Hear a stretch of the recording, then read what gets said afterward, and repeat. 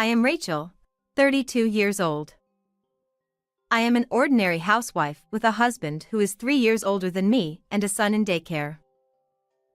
Though I am a housewife, I also work hard at my job, having a very busy daily life. One day, there was a welcome party for new employees at my company, and I attended as well.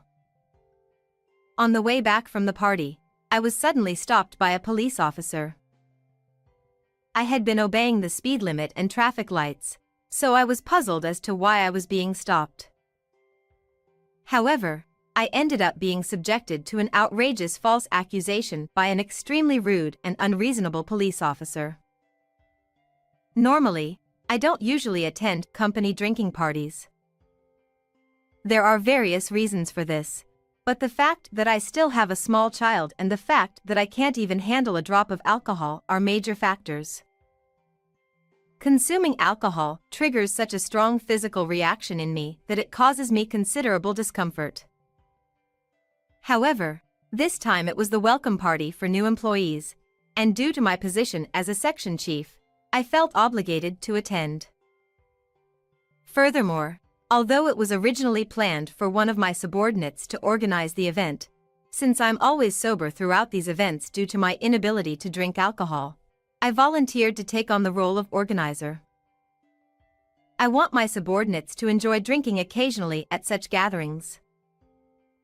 Also, among my peers, there's a woman named Nicola who has an incredibly low alcohol tolerance but loves drinking and has the troublesome kinds of being a laughing and crying drunk. It has become somewhat of my responsibility as a colleague and friend to ensure she gets home safely. So once again, I refrained from drinking any alcohol this time.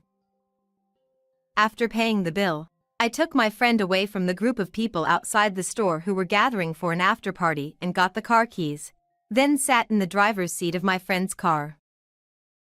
She always anticipates this situation, so she has daily insurance coverage just in case. Even if I were to cause an accident, everything would be okay, as she's fully prepared. Driving carefully in my friend's car, especially since it's a luxury vehicle, I headed towards my friend's house. While waiting at a traffic light, I witnessed a certain scene. Several police officers were surrounding a man lying on the ground in front of a pub, trying to communicate with him. Every company seems to be having welcome parties at this time of year, huh? Really, hats off to them. As I muttered those words, I glanced at my friend who was slumping in the passenger seat, only to notice a young police officer staring at us.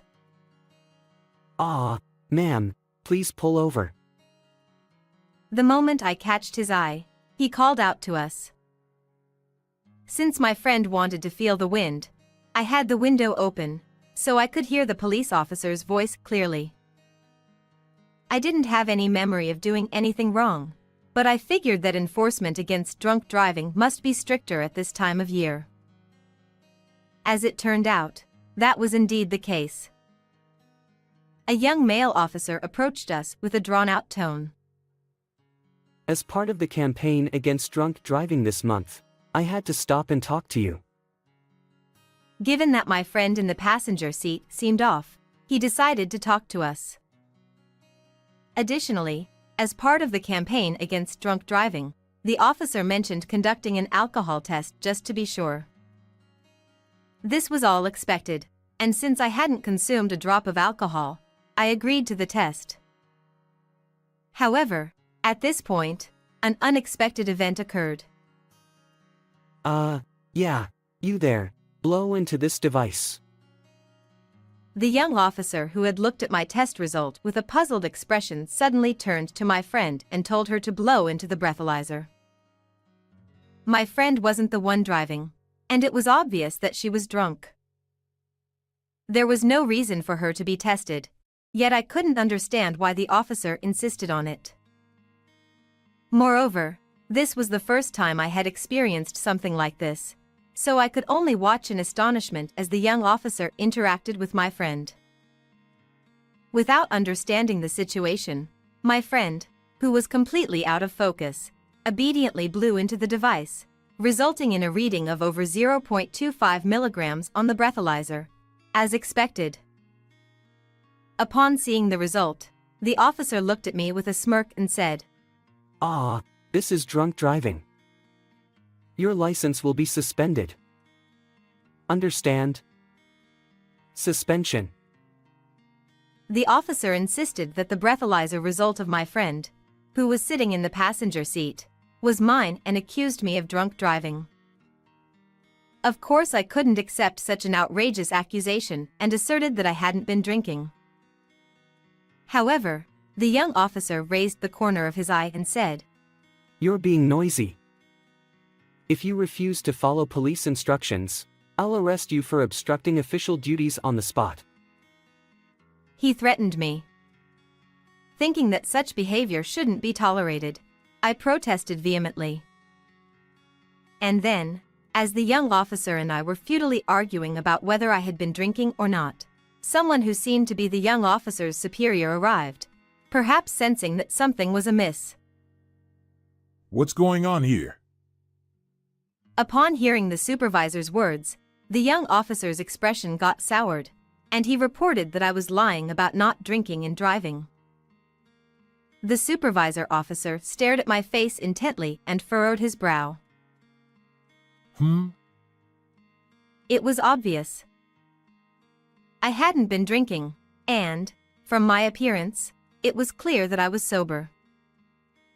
Indeed, the initial test result showed almost 0 milligrams.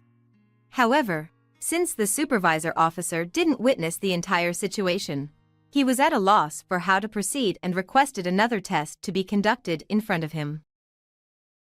Just when I thought I would finally be released, the young officer, feeling that things weren't going his way, unbelievably claimed that my friend was carrying suspicious drugs. The reason for my friend's strange behavior, according to the young officer, wasn't due to intoxication but rather hallucinogenic effects. Not stopping there, he accused me of intending to harm my friend, casting unwarranted suspicion, and the situation spiraled out of control into a completely unexpected direction. Since my friend wouldn't do anything like that, and there was no evidence to support such a sudden accusation, it was painfully obvious that the young officer was just fabricating a lie out of thin air.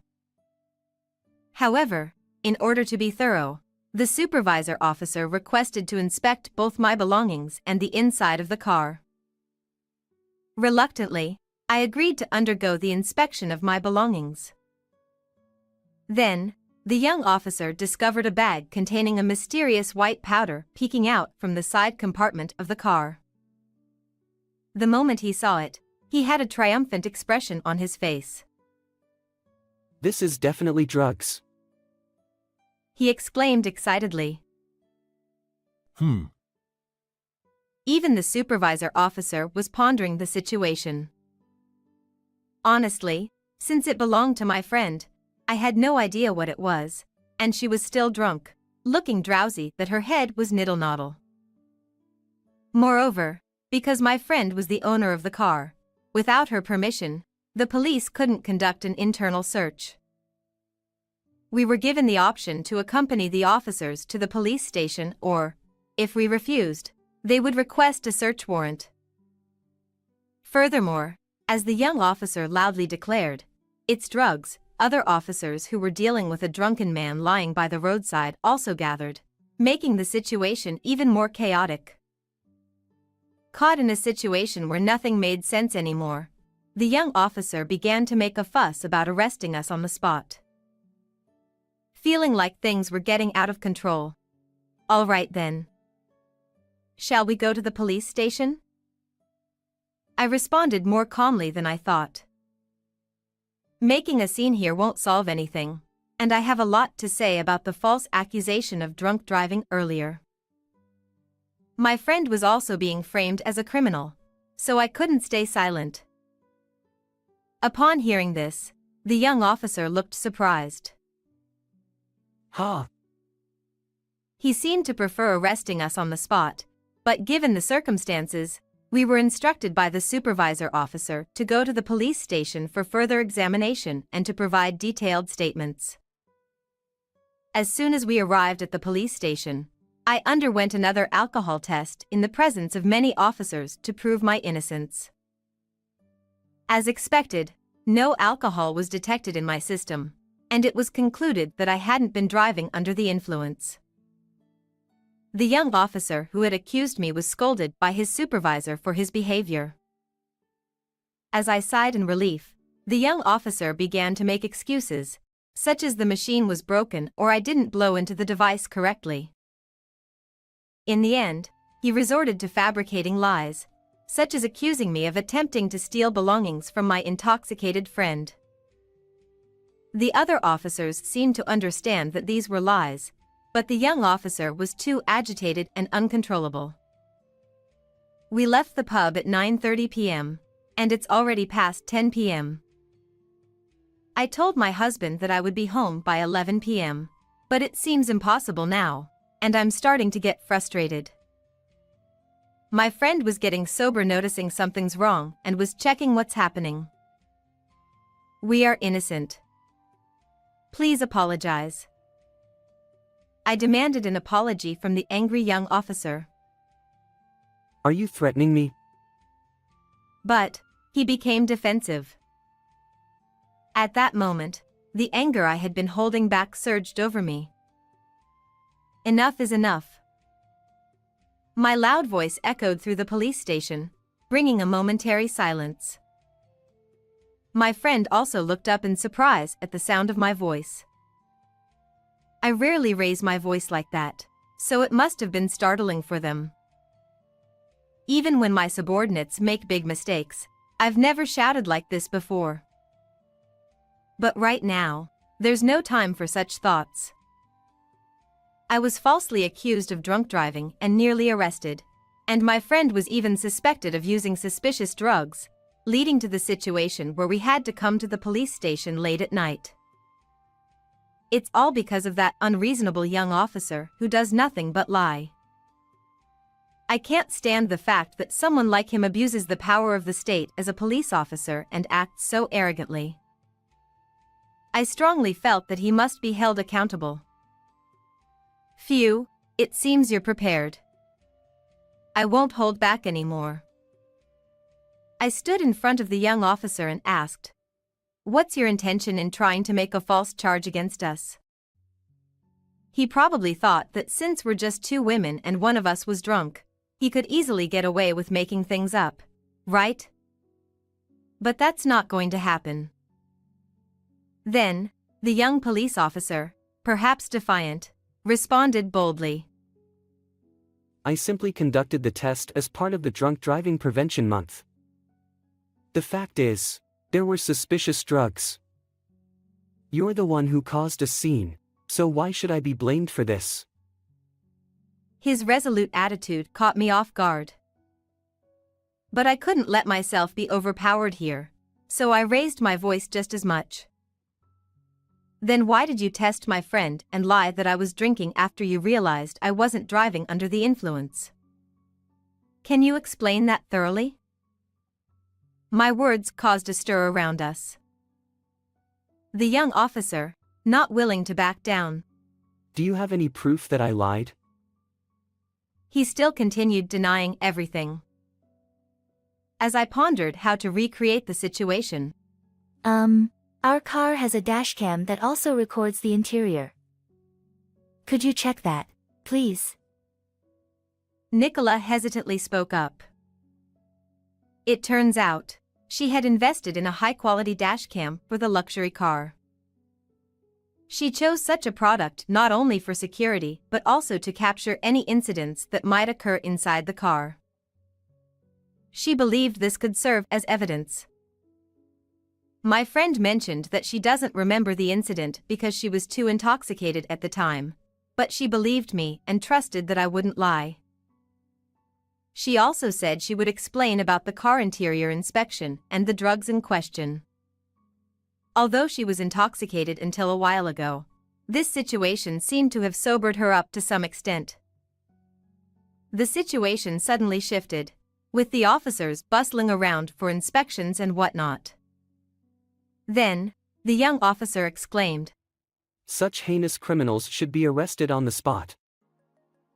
Surely, even if he found himself in a disadvantageous situation, he must have felt he couldn't back down anymore. In response, I protested once again. Please tell me the reason for the arrest. What are the charges? Upon hearing that, the young officer stumbled over his words and fell silent.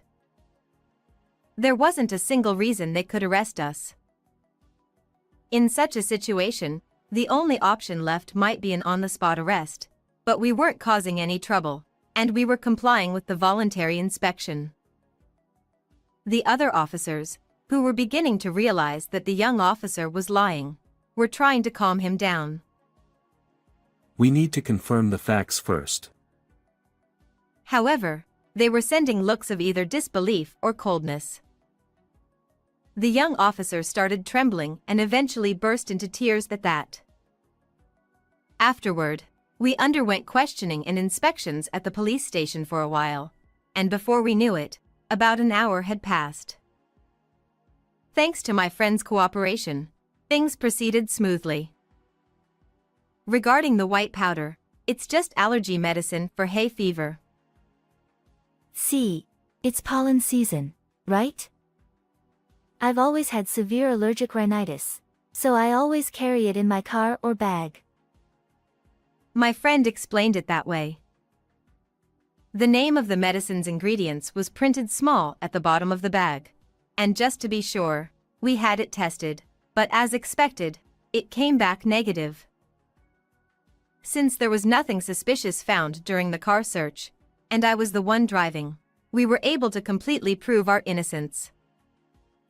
Regarding this, I received an apology from his supervisor. I sincerely apologize for the significant inconvenience caused on this occasion. It's late today, so I'll visit with the director tomorrow to offer our apologies once again. However, the young officer still refuses to admit his wrongdoing and insists. This must be some kind of mistake. There must be some oversight. I couldn't stand it any longer. If you insist on that, then let's go to court. Insulting me, threatening me, negligence of duty, and fabricating information. Let's leave it to the law to decide which side is right, as befits a nation governed by the rule of law. With that, even the young officer couldn't say anything more. Just when I thought we were finally free, it was almost midnight, and as I exchanged glances with my friend, I let out a deep sigh. While my friend hadn't completely sobered up yet, I was helping them back to the car when that young officer came running after us and called out. I turned around, thinking he had more complaints, but to my surprise, his face had turned pale. I heard from those who interviewed you. Is your husband a lawyer? I was wondering what he was going to say, and then he came out with something like that. Yes, that's right. I'll tell my husband everything about this incident, and we will definitely sue you. He then grabbed my clothes and pleaded with me. I won't do it anymore. Actually, there's a personal quota I need to meet, so I had no choice but to do such things. The young officer then confessed the real reason for his actions. It's infuriating to think that we were detained for nearly 2 hours for such a ridiculous reason. I couldn't care less about your quota. What's more concerning is the fact that the police are causing trouble for innocent civilians and even fabricating charges. What's going on here? I raised my voice and pushed away the young officer's hand. I thought I might be accused of obstructing official duties, but given the circumstances, the young officer, on the verge of tears, remained silent and looked down. Ignoring the young officer, we turned on our heels and drove away. Afterward, senior officials from the police station came to apologize to us, but I made it clear that my intention to pursue legal action against that young officer hadn't changed. I don't really want to say it, but the police tend to be lenient with disciplinary actions against their own. So I didn't want them to settle for just a slap on the wrist. So, I decided to file a civil lawsuit with the help of a lawyer acquaintance of my husband. While it's possible to file an administrative lawsuit, there's a higher chance of it being dismissed, so we were advised that a civil lawsuit would have better prospects for success.